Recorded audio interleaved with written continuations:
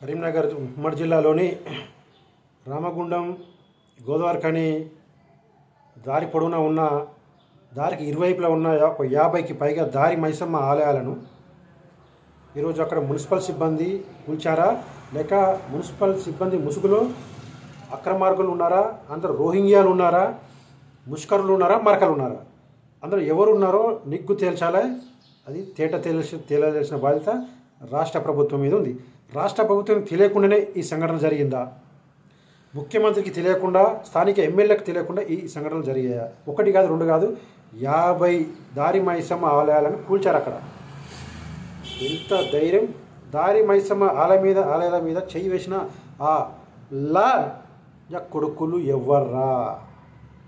వాటిని కూల్చిన కొడుకులు ఎవర్రా? ఎంత ధైర్యం రా లుచ్చానా కొడుకులారా! మా ఆలయాల మీద చెయ్యడానికి ఎంత ధైర్యంరా మీకు? నీ లుచ్చానా కొడుకురా కొడుకులారా! అదే ఇతర మతాలకు చెందిన మసీదుల మీద, చర్చిలను కూలగొట్టే దమ్ము మీకుందా?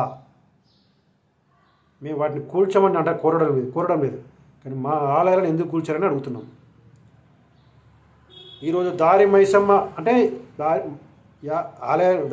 దారి పొంట ఉన్న మైసమ్మకు ఆలయాన్ని కూల్చినా హిందువులు ఏం చేయలేరు. హిందువులు సవటలు సన్నాసులు అనుకుంటున్నారా మీరు? అదే ఇది నయా జమానా, మోడీ జమానా, ఇది బండి సంజయన జమానా. ఈరోజు మీరు దారి పొడవున్న ఆలయాలను కూల్చితే మేము సపరేట్గా ఉంటే రేపు టౌన్లో ఉన్న ఆలయాలు కూడా మీరు కూలుస్తారు, నగరం లోపల ఉన్న ఆలయాలు కూడా మీరు కూలుస్తారు. మిమ్మల్ని ఇట్ని ఊకుంటే హిందూ సమాజం, తెలంగాణ సమాజం మొత్తం ఒకటి కావాలి. రామగుండంకి పిలిపిస్తుంది. ఇప్పటికే మా కేంద్ర హోంశాఖ సహాయ మంత్రి గారు గౌరవనీయులు హిందూ టైగర్ ప్రీతం నాయకులు బండి సంజయ్ గారు స్టేట్మెంట్ ఇచ్చారు.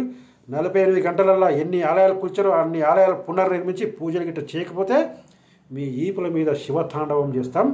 మీకు మొత్తం ఉంటాయి కదా పెద్దవి తీసుకొచ్చి మీ ఈపులు బట్టలు ఇప్పించి కొట్టుకుంటా రామగుండం మొత్తం గిరి ప్రదర్శన చేపిస్తాం. రామగుండం మొత్తం ఏం చేపిస్తాం?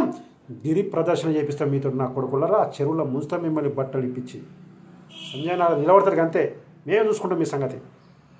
అంటే ఎంత దమ్మురా మీకు? రాష్ట్ర ముఖ్యమంత్రి బర్త్డే సందర్భంగా గిఫ్ట్ ఇచ్చినారా మా హిందువులకి? ఇది తెలంగాణ ముఖ్యమంత్రి బర్త్డే సందర్భంగా హిందూ ఆలయాలను కూల్చుకున్నాడా మిమ్మల్ని? చూసారా సోదరులారా? కాంగ్రెస్ వస్తే ఏం జరుగుతుందో తెలుసా మీకు? కాంగ్రెస్ వచ్చింది, ఆలయాల మీద, మన హిందూ ఆలయాలపై దాడులు జరుగుతున్నాయి. హిందూ ఆలయాలను ధ్వంసం చేసి తీసేస్తున్నారు, కూల్చేస్తున్నారు మన ఆలయాలను. చూసారా? కాంగ్రెస్ ఎందుకు గెలిపేయద్దు? కాంగ్రెస్ ఎందుకు ఓటేయాలా మీరు? మేము చెప్తూనే ఉంటాం ఎలక్షన్ రాగానే కాంగ్రెస్ ఓటేయద్దయ్యా, కాంగ్రెస్ గెలిస్తే ఈ పరిస్థితి వస్తుంది, ఈ కథ వస్తుంది, మన ఆలయాలు ఉండేవి, మన ఈ మహిళల మీద బంగారం ఉండేది, మహిళలు అత్యాచారాలు చేస్తారు, రాష్ట్రం సర్వనాశనం అయితే చెప్తూనే ఉంటాం మనం. అది జరుగుతూనే ఉన్నది. రౌడీ షీటర్లు తీసుకొచ్చి ఎమ్మెల్యే టికెట్లు, రౌడీ షీటర్లు తీసుకొచ్చి తెలంగాణ బ్రాండ్ అంబాసిడర్లు ఈరోజు హిందూ ఆలయాలను కూల్చడం, 50కి పైగా ఆలయాలను. ఇంత దమ్మురా మీకు? రేవంత్ రెడ్డి చెప్పిండా? మక్కన్ సింగ్ చెప్పిండా?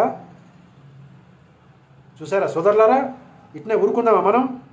మన ఇప్పుడు రోడ్డు పండునే కూల్చారు, రేపు ఊళ్ళకచ్చి కూలుస్తారు ఇక ఆలయాలను కాంగ్రెస్ వాడు. ఈ లుచ్చా కొడుకులను, ఈ లుచ్చా ప్రభుత్వాన్ని ఏం చేయాలి మనం? చిట్టి చెండాడాలి. మనకు మన నాయకులు ఉన్నారు, మోడీ గారు ఉన్నారు, సంజయ్ ఉన్నారు. మనం చలో రామగుండం పిలిపిద్దాం.